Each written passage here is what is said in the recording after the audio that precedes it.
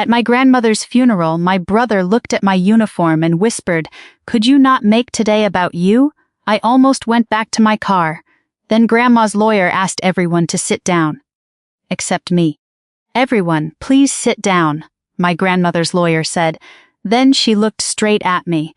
"Major Bennett, your grandmother asked that you remain standing." 40 minutes earlier, my brother had stared at the same dress uniform and whispered, "Could you not make today about you?" I had almost gone back to my car. Now the uniform felt like evidence in a case I did not know existed. I'm 36, a major in the United States Army, and I had spent 14 years learning how to stay steady when a room turned cold. None of that training helped when my brother's eyes moved over my ribbons like they were decorations I had pinned on for applause. I could feel every relative near us pretending not to hear. I had almost worn a black dress. It was hanging over the hotel chair that morning, pressed and simple, exactly what everyone expected. But 6 weeks earlier, while Grandma Margaret was still lucid, she had squeezed my wrist during a video call and said, "When the time comes, wear the uniform."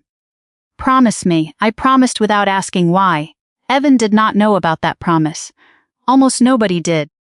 Grandma had made me repeat it twice, then changed the subject to whether I was eating enough vegetables, as if she had not just given me one of the strangest instructions of my life. I assumed it was sentiment. She had been proud when I commissioned, proud in the embarrassing, relentless way only grandmothers can be. Still, standing beneath the church arch, I wondered if I had misunderstood her. Evan wore a charcoal suit and a black tie. My mother stood beside him with swollen eyes, twisting a tissue between her fingers. An aunt glanced at my uniform, then quickly away. Grief can make ordinary silence feel like a verdict, and that morning I heard a verdict everywhere. "I'm not making anything about me," I whispered back. Evan's jaw tightened. "Then why are you dressed like you're accepting an award?" he asked. It was quiet enough that only I, my mother, and his wife, Tessa, could hear. My mother said his name once, softly, but she did not defend me. Somehow that hurt more than his words. I looked through the open doors toward the parking lot. My rental car was only 40 yards away. I pictured myself walking back to it, changing into the black dress, returning before the organ finished its prelude. No scene, no argument, no one whispering that Claire had brought the army into Grandma's funeral. My hand actually closed around my car key. Then I remembered Grandma's voice. Not the weak voice from her last week, but the firm one from 6 weeks earlier. "Promise me, Claire." There had been something deliberate in the way she said it, something more precise than nostalgia. I put the key back in my purse and told Evan I would sit in the back if my uniform bothered him. He gave a short laugh with no humor in it. That would be a start. Tessa touched his arm, but he pulled away and went inside.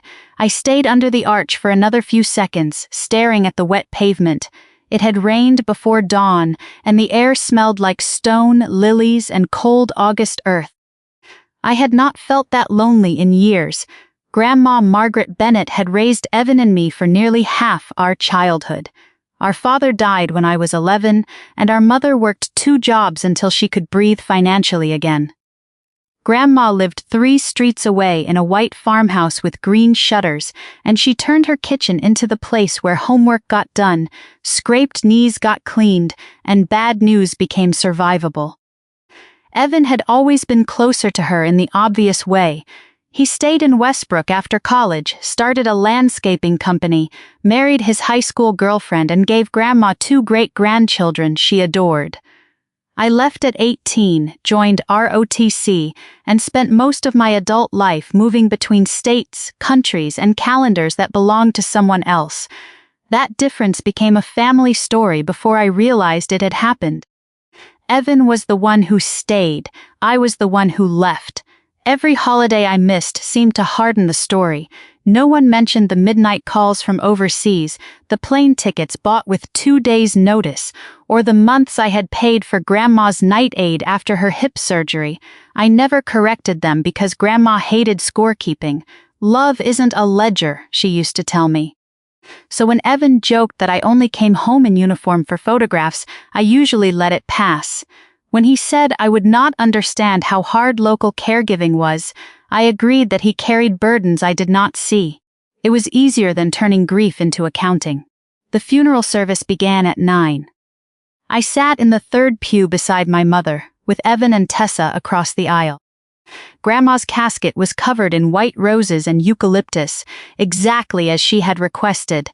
On top sat a framed photograph of her at 27, laughing into sunlight, her dark hair tied back with a scarf. The pastor spoke about endurance, stubborn kindness, and the number of pies Grandma had delivered to people who never thought to return the plate. Everyone laughed at that. I did too, but the sound caught in my throat.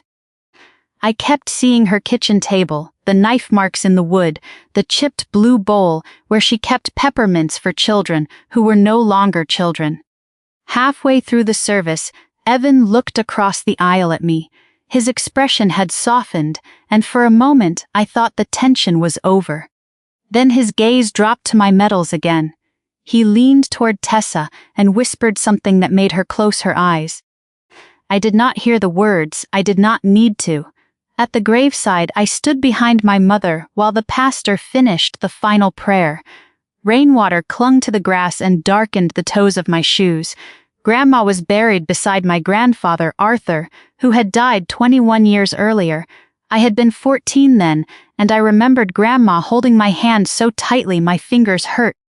After the final blessing, relatives moved toward the church fellowship hall where lunch had been arranged. I planned to stay long enough to help my mother, then drive back to the hotel. My flight left the next afternoon. I wanted quiet more than food. I wanted to get out of the uniform that suddenly felt louder than anything I had ever worn.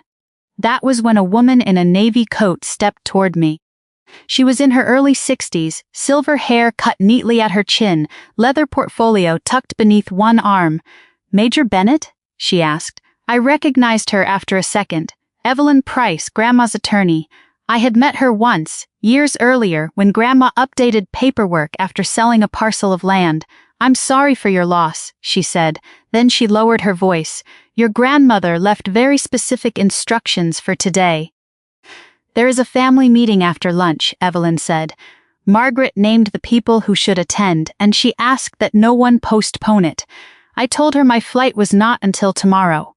Evelyn glanced at my uniform, and something like relief crossed her face. "She asked you to wear it, didn't she?" When I nodded, my embarrassment gave way to a new question. What had Grandma prepared? For the first time all morning, Evan's accusation loosened its grip on me. Grandma's request had not been a confused, sentimental wish. Evelyn knew about it. That meant there was a reason. Lunch tasted like nothing. Ham, rolls, potato salad, coffee too weak for the number of exhausted people drinking it. I sat near the end of a table with two cousins and answered questions about my posting. Across the room, Evan moved from group to group, receiving condolences like a host, one hand often resting on our mother's shoulder. Several relatives thanked him for taking such good care of Grandma. I agreed every time. He had driven her to appointments. He had fixed a leaking gutter. He had handled pharmacy pickups and property taxes after her hip surgery. Those things were true. What I did not know then was that another set of truths was waiting in Evelyn Price's portfolio. At 1:30, Evelyn tapped a spoon against a water glass and asked immediate family to stay. The room emptied slowly until only 12 of us remained.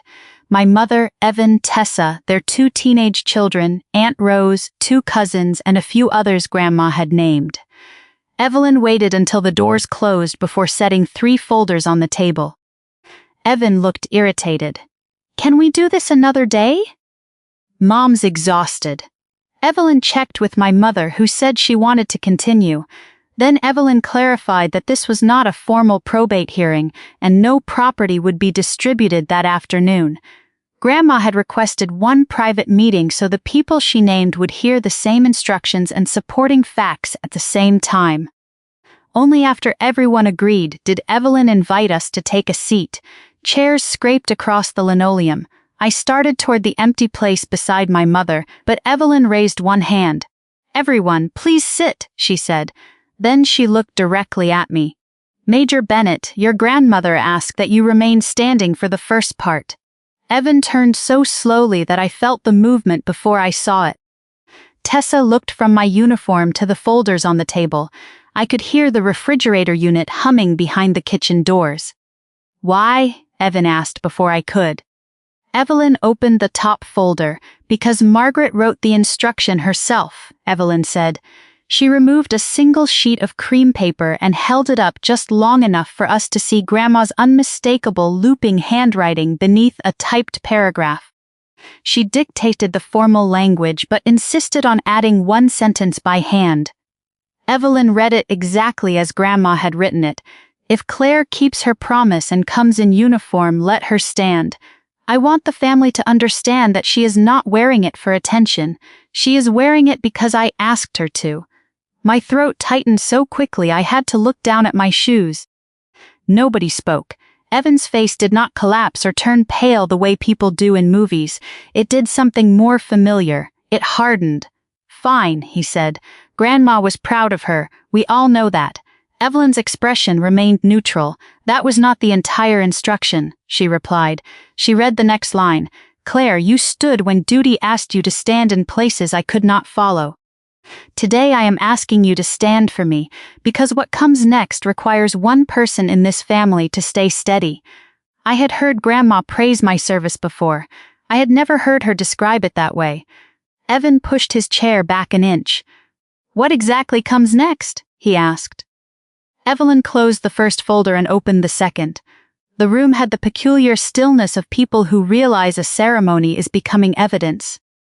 I felt every eye move from Evelyn to me, then back again. Evelyn explained that 8 months earlier, after Grandma's hip surgery, Margaret had granted Evan a limited durable power of attorney so he could pay household bills, taxes, and medical expenses while she recovered. That part was not news. Evan had mentioned it often, usually as proof that Grandma trusted him more than anyone else. What was news was that Grandma had revoked that power 5 months later. Evelyn placed a notarized revocation on the table. Margaret signed this on April 9th, she said. Her physician documented capacity the same week, and 2 independent witnesses were present. Evan stared at the page without touching it. That's ridiculous, he said. She never told me. Evelyn met his eyes. She did not want a confrontation while you still had practical access to her bills and records, Evelyn said. First, she changed the bank authorizations, secured copies of the statements, and asked an accountant to determine what was legitimate. Only after that did she revoke the power and document her wishes. Tessa's hands went completely still. Grandma had not waited from weakness. She had waited to preserve the evidence. Grandma asked for receipts. Some existed, most did not. Evan leaned forward. I paid for things out of pocket for months. She knew that. Evelyn nodded. Margaret knew you were entitled to legitimate reimbursement. That is why she hired an independent accountant rather than accusing you. The accountant reviewed 31 months of statements, invoices, tax records, and checks. The number Evelyn gave next seemed to hover over the table. $86,400 in transfers and payments could not be matched to Grandma's care, property, taxes, or any expense authorized under the power of attorney. Some funds had gone directly to Evan's landscaping company. Others had paid a tax lien on a commercial truck. My mother made a small sound beside me. Evan turned toward her immediately. Mom, you know how much I did for Grandma. She looked at him with a confusion that seemed deeper than anger. I know what you told me, she said. It was the first sentence anyone in the family had spoken that day that frightened him. Evan's face flushed. He said the company had been struggling and Grandma had offered to help. He said she had always supported his business. Evelyn did not argue. She pulled out 2 bank forms and a signed letter. Margaret anticipated that explanation, she said. That is why she documented what she had and had not authorized. The letter was dated April 7th.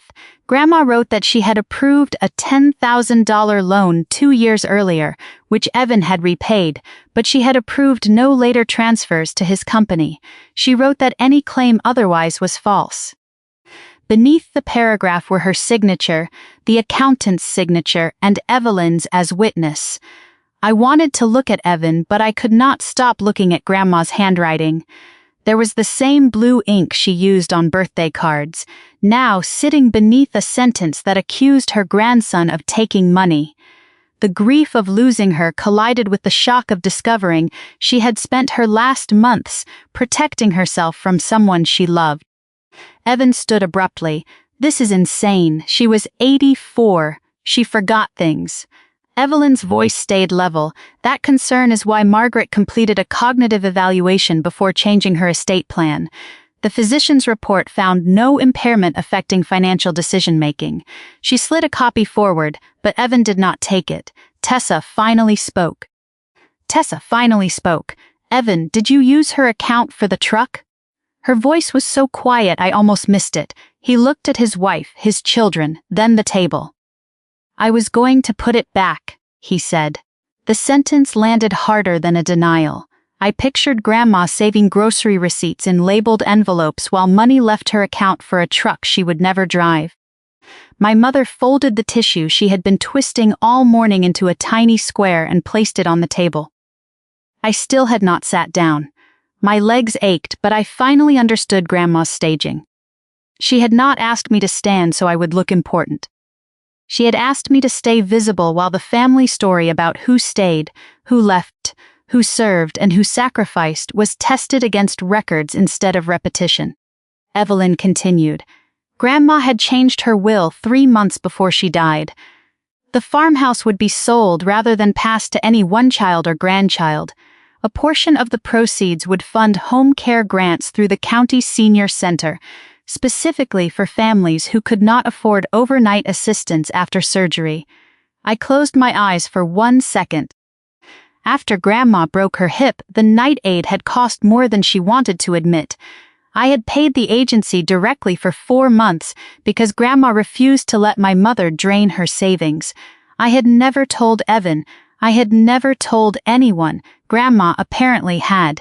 The second portion of the estate would create education trusts for Evan's 2 children, with distributions controlled by an independent trustee until they turned 30. Their father will have no authority over those funds, Evelyn said. Tessa exhaled sharply, and Evan's chair creaked beneath his hand. My mother asked whether Grandma had left anything directly to Evan. Evelyn answered carefully. Margaret's estate retains a civil claim concerning unauthorized transfers. She instructed the personal representative to pursue recovery. Any amount otherwise due to Evan is subject to the estate's recovery claim and whatever settlement or court order follows, Evelyn said. No one in this room is deciding that today. Then Evan asked who would administer the estate. Evelyn turned toward me. Margaret nominated Claire as executor, subject to court appointment, and named an independent trust company to handle routine distributions if Claire is deployed. That last detail mattered. Grandma had not confused military disciplines with unlimited availability. She had built a structure that could function when I was overseas and had placed me in the role of oversight, not personal control. I felt no triumph. Only the weight of filings, accountants, family calls, and 2 teenagers who should never have been forced to watch adults turn care into an argument about ownership. So this is what this was, he said. You 2 planned this. You show up dressed like that, and suddenly you control everything.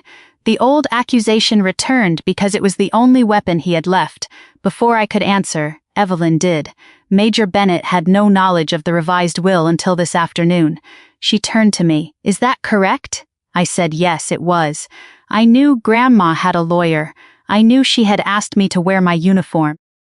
I knew nothing about the audit, the trust, or the appointment. Evelyn nodded and opened a smaller envelope.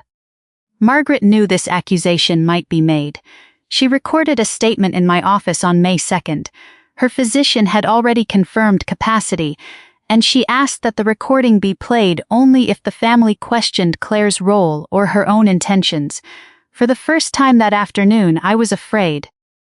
Documents I could handle, numbers I could handle.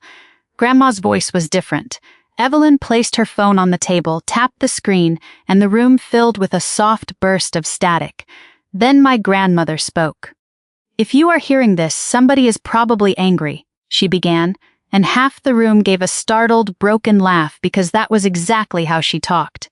"Good. Anger means you are awake. Now listen before you decide who to blame." I gripped the seam of my trousers to keep my hands from shaking. Grandma said she had asked me to wear my uniform because she wanted one symbol in the room that could not be rewritten by family gossip.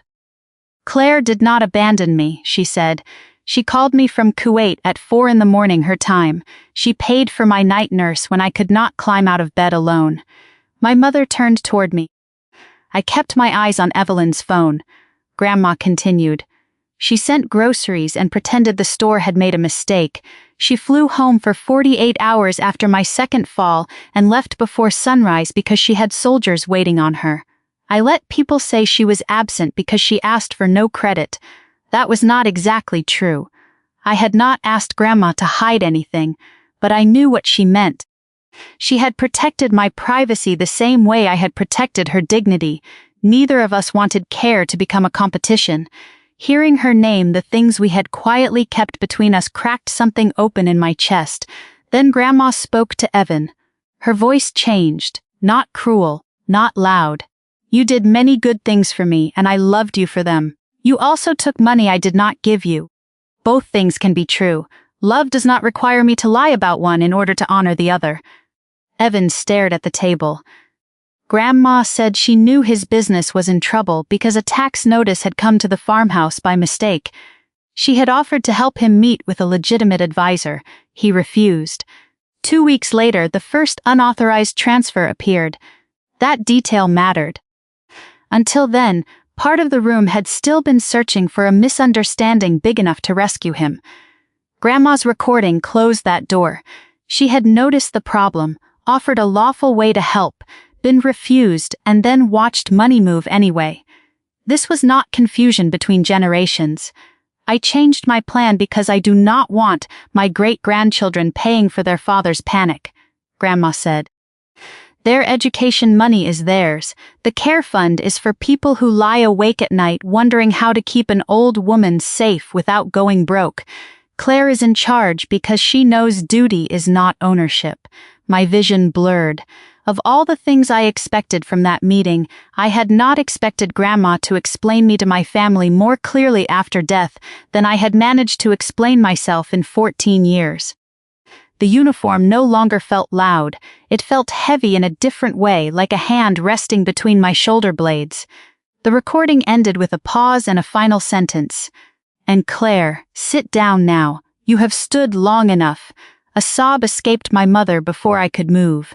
I lowered myself into the chair beside her and she reached for my hand with both of hers. Nobody spoke for several seconds. Then my mother whispered, "I'm sorry. I knew she meant more than that morning.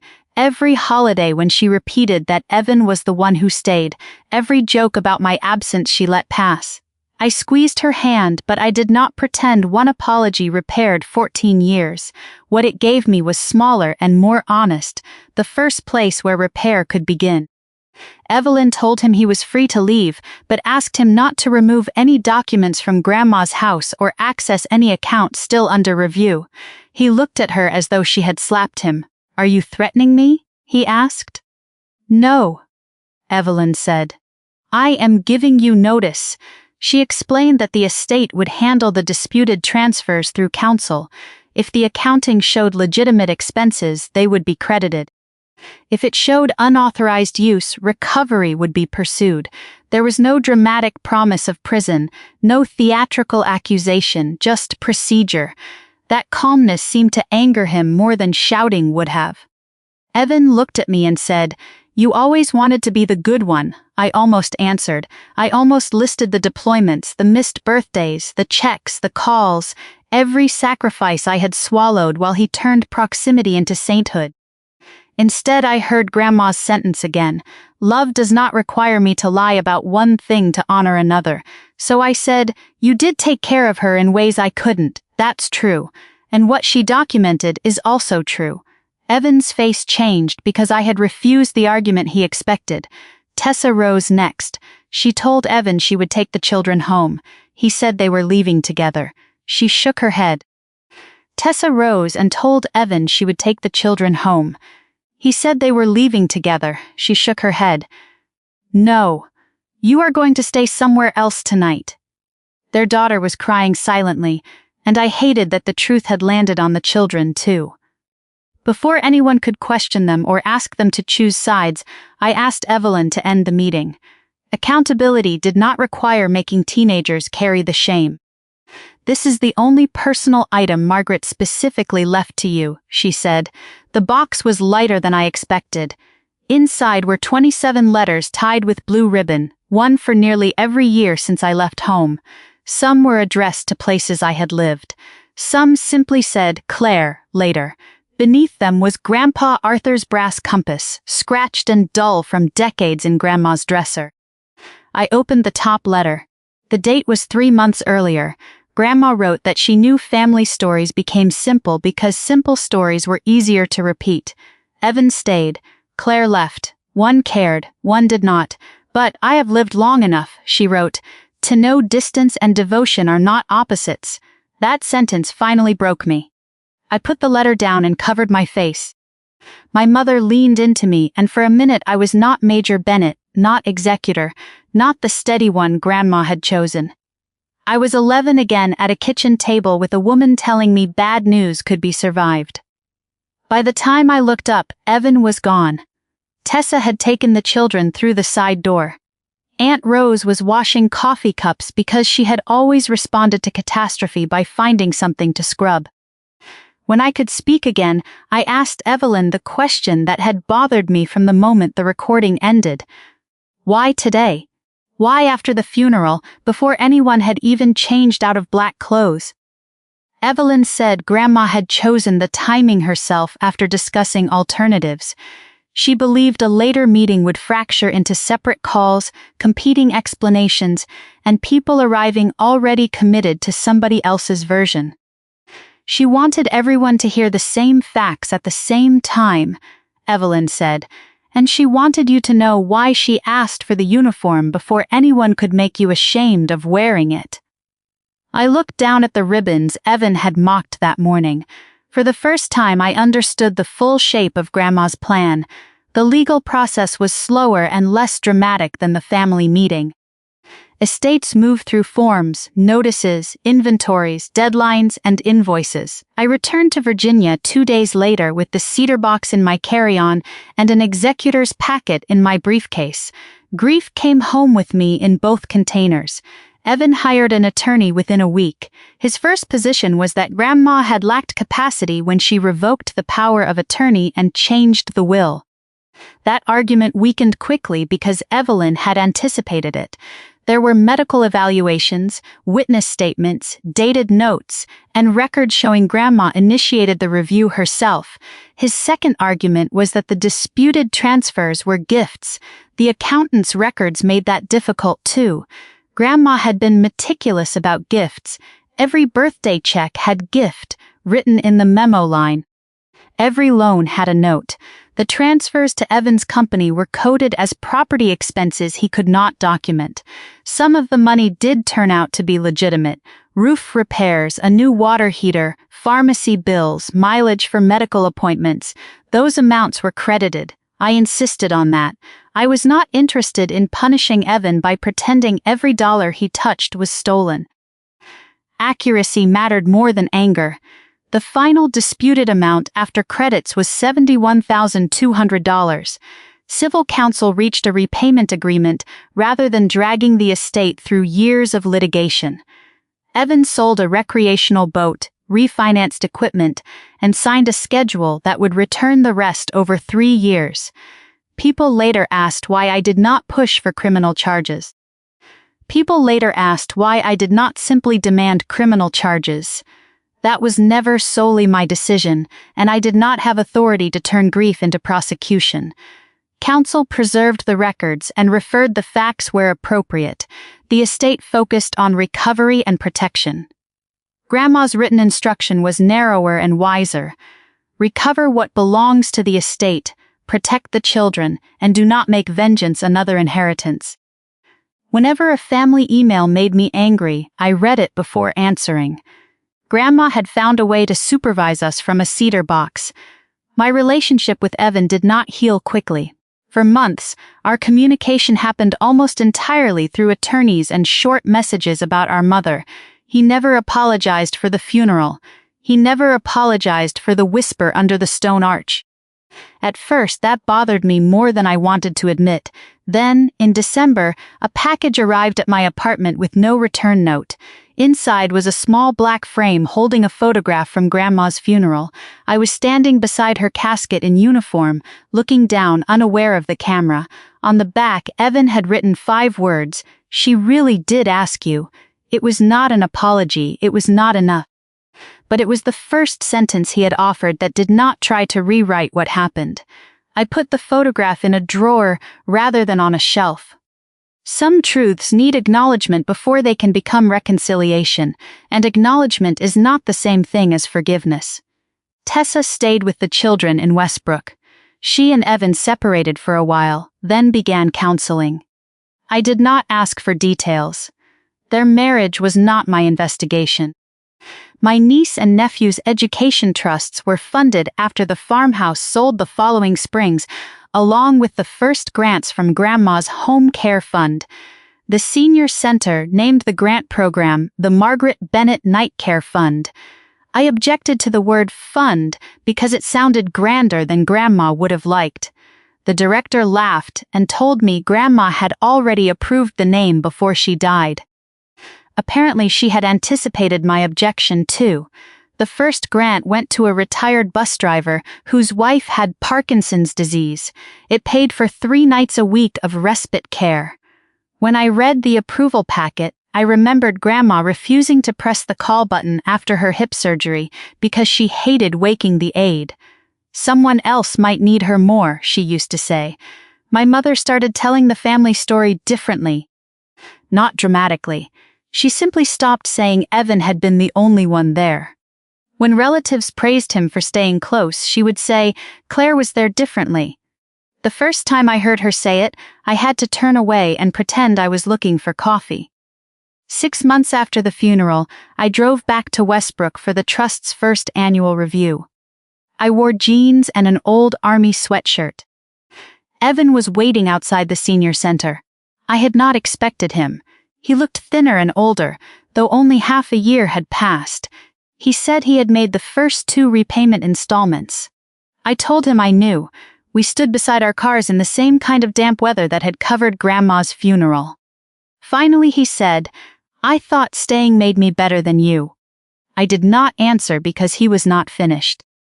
I thought if I was the one taking her to appointments, then I deserved more say.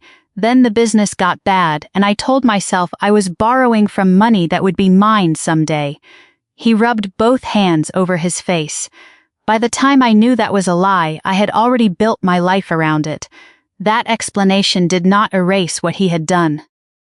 But it gave the act a shape I could understand, entitlement growing inside fear, then hiding beneath service. I told him Grandma had loved the good things he did for her. She said that herself, I reminded him. You don't get to erase those either. He looked at me for a long time. "I'm sorry about what I said at the church," he said. The apology came so quietly I almost missed it. "I saw the uniform and thought you were proving something. I didn't know," she had asked. I said, "You could have asked me before deciding." "I know," he said. It was not cinematic, no hug, no tears. We stood in a parking lot with traffic hissing on wet pavement, 2 siblings trying to speak honestly after years of using simple stories to explain each other. It was enough for that day. Later, inside the senior center, Evelyn showed us the first year's accounting. Every dollar was listed. Every fee, grant, trust distribution, and repayment had a receipt. Evan sat across from me and read the pages slowly. I wondered if Grandma had imagined this exact scene when she chose me as executor. Before we left, Evelyn handed me one last envelope. She had found it clipped behind a file folder and believed Grandma intended it for the first annual review. On the front, Grandma had written, For when everyone is tired of being right. I laughed before I opened it. Inside was a single page. Grandma wrote that families were dangerous when they reduced people to roles: the responsible son, the absent daughter, the soldier, the caregiver, the failure. Roles are shortcuts, she wrote. People are longer stories. Make yourselves read the whole thing. I read the letter twice, then passed it to Evan. He did not say anything for a while. Eventually, he folded it carefully and handed it back. She never could leave well enough alone, he said. I laughed, and to my surprise, he did too. It was the first easy sound between us since she died. I kept Grandma's compass on my desk after that. It no longer pointed reliably north. The needle stuck unless you tapped the case. But I liked it anyway. Grandpa had carried it on fishing trips, Grandma had kept it for 21 years, and now it reminded me that direction is useful even when the instrument is imperfect. The uniform went back into its garment bag.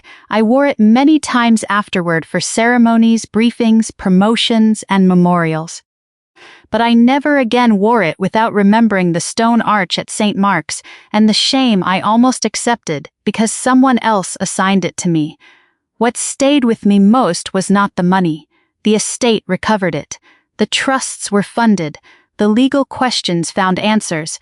What stayed with me was how quickly I had been willing to erase Grandma's explicit wish because my brother looked at me as if I had done something selfish. Grief makes us vulnerable to the loudest interpretation in the room. So does family history.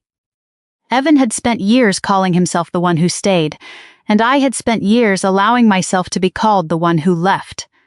We had both confused geography with devotion because it was easier than measuring what care actually cost each of us.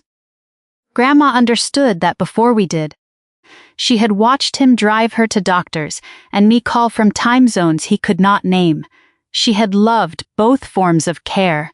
She had also understood that love without boundaries becomes permission, and permission without accountability can become theft. I do not think she wanted to humiliate Evan. If she had, she could have written a crueler will. She could have cut his children off, publicly condemned him, or left every dollar to someone else. Instead, she protected the grandchildren, recovered what she could, documented the truth, and left room for him to become better than his worst choice. She gave me something similar. Not a larger inheritance, not a victory over my brother, but the burden of staying factual when anger would have been easier. Being executor taught me that authority is not the same as revenge. Sometimes the strongest use of authority is refusing to exaggerate. A year after the funeral, the Night Care Fund had helped 11 families. My niece started college with her tuition deposit paid from the trust. My nephew had not decided what he wanted to do yet, which Grandma would have considered a perfectly respectable plan at 17. Evan was still making repayments. We spoke every few weeks. Some conversations were awkward, some were almost normal. Trust did not return because one apology existed. It returned in small, boring proofs: a payment on time, a document sent without prompting, a difficult sentence spoken without blame. My mother kept Grandma's chipped blue peppermint bowl on her kitchen counter. The first Christmas after the funeral, she filled it with the same red and white candies and placed Grandma's photograph beside it. Nobody made speeches. We did not need another ceremony to tell us what had changed. At dinner, Evan's daughter asked why Grandma had wanted me in uniform. The table went quiet. I looked at Evan, giving him the chance to answer. He took a breath and said, "Because Grandma asked her to stand for something none of us understood yet." Then he added, "And I judged her before I knew that. I reached for my water so no one would see my face." That sentence mattered more than the framed photograph he had mailed me. It meant he was willing to tell the next generation a story in which he was not the hero. That is harder than apology and rarer than people admit. I still have the black dress I almost wore that morning. I never returned it. It hangs in the back of my closet, ordinary and unworn, a reminder of how close I came to changing myself to make someone else more comfortable with a promise they knew nothing about. And I still have the uniform, of course. The ribbons have changed as years passed. The rank has changed too, but whenever I fasten the jacket, I remember Grandma's instruction in looping blue ink. If Claire keeps her promise and comes in uniform, let her stand. At the time, I thought she was asking me to stand in front of my family. I understand now that she was asking for something harder. She was asking me to remain inside the truth long enough for everyone else to hear it, even when shame would have been easier, even when walking back to my car would have ended the discomfort. That is what I think about when people ask whether the funeral destroyed our family. It did not. The secrets had already done the damage. The funeral only removed the story we were using to cover it. What came afterward was painful, procedural, imperfect, and far more honest. Grandma used to say a clean kitchen was not one where nobody cooked. It was one where people cleaned up after the mess. I think families work the same way. Love does not prevent harm. It creates an obligation to name the harm accurately, repair what can be repaired, and stop calling silence peace. So when I remember that morning, I do not begin with the money or the will. I begin beneath the stone arch, with my brother looking at my uniform and asking me not to make the day about myself. I remember my hand closing around the car key and how close I came to believing him. Then I remember Evelyn Price asking everyone to sit down except me. I remember Grandma's handwriting, Grandma's recorded laugh, my mother's hands closing around mine, and the final instruction that released me from standing. Claire, sit down now. You have stood long enough. That was the inheritance I carried home. Not the farmhouse because it was sold. Not the money, because most of it went where Grandma chose. It was the understanding that duty can happen across a street or across an ocean, and that presence means very little if it is used as permission to take. I still miss her most on ordinary mornings. When coffee tastes too weak, when someone leaves a plate behind after bringing pie, when rain darkens the pavement outside my office. Grief has a way of hiding in small details, waiting until you are too busy to defend yourself from it. But the grief is clean now. It is no longer tangled with the question of whether I failed her by leaving home, or whether I should have changed clothes to make my brother comfortable. Grandma answered those questions herself, with the same stubborn precision she used to label leftovers in her freezer. I hope Evan remembers her voice the same way I do, not as a verdict, but as a boundary. You did good things, you did harm. Both can be true. Repair the harm without pretending the good never existed. That may be the most difficult form of love our family ever learned, and if there is one thing I carried from the army into that room, it was not rank, ribbons, or ceremony. It was the habit of standing still long enough to hear the full briefing before acting. Grandma knew that about me. Maybe that is why she chose me. She also knew I would have left if I thought staying would dishonor her. That is why she wrote the instruction down. She had spent 84 years watching our family misunderstand one another, and in the end, she did not trust assumption. She trusted documentation. I smile when I think about that. Margaret Bennett, who kept receipts in envelopes marked with grocery store coupons, built the last and most important case file of her life against the simplest story our family had ever told. And she made sure we all heard it together. The last letter in the cedar box was the shortest. I found it more than a year after the funeral because it had slipped beneath the lining. It said, "Claire, when people decide who you are without asking, do not spend your whole life arguing. Live carefully enough that the truth can answer for you." I keep that letter with Grandpa's compass. One tells me that direction matters. The other reminds me that explanation has limit. Between them, I have something better than the certainty I thought I needed when I was younger, a way to keep moving without surrendering the facts. I do not know whether every family gets a second chance after a day like ours. I know ours did not get the old version back, and I am grateful for that. The old version required Evan to be the devoted one, me to be the absent one, and everyone else to ignore whatever did not fit. The new version is messier. Evan cared for Grandma and misused her trust. I lived far away and still cared for her. My mother loved us both and sometimes chose the easiest story. Grandma loved us all and still drew a line. None of those truths cancel the others. If I could return to the stone arch that morning, I would not change what I said to Evan. I would change only what I believed for those few seconds after he spoke. I would not let his certainty become my shame. I would remember that a promise can look strange to everyone except the person who asked for it, and I would walk into the church exactly as I did, rain on my shoes, metals catching more light than I wanted, carrying grief that had no idea what was waiting after lunch.